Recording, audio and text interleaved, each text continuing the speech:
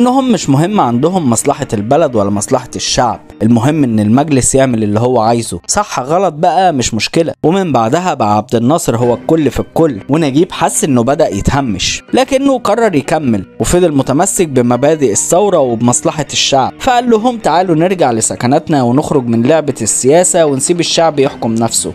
الديمقراطية هي المخرج، صدقوني. البلد مش جاهزة للكلام ده. الديمقراطية هي الديمقراطية. الإصلاح محتاج حزم، والثورة ما تنفعهاش الإجراءات المايعة. إما الثورة وإما الديمقراطية. صح. أنا شايف إنكم أنتوا سبب البلبلة اللي في البلد،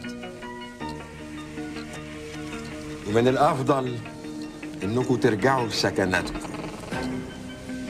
طبعا الكلام ده ما عجبش عبد الناصر، وقرر انه ينفذ باقي خطته، وضغط عليه هو والمجلس انه يلغي الدستور ويحل الاحزاب القديمه بحجه انها احزاب فاسده. وبسبب الضغط الشديد عليه نجيب وافق، وبكده مجلس قياده الثوره بقى هو اللي مسيطر على كل مفاصل الدوله، لان نجيب كان حل قبلها الحرس الملكي واللي كان ولائهم للملك فاروق، وبالقرار ده بقى الجيش بالكامل تحت ايديهم، وما بقاش فيه احزاب ولا دستور، وحتى رئيس الجمهوريه بقى هم اللي ممشيينه. نجيب ما قدرش يستحمل التهميش ده، وحس ان الثوره بتسترق وان جمال واللي معاه مش هيعملوا اصلاحات في البلد، فقرر انه يعلن استقالته بسبب تضييق عبد الناصر عليه وبسبب غياب الديمقراطيه. لكن الشعب نزل يهتف في الشوارع وقامت مظاهرات كبيره، وبدأ الناس يقولوا نجيب او الفوضى،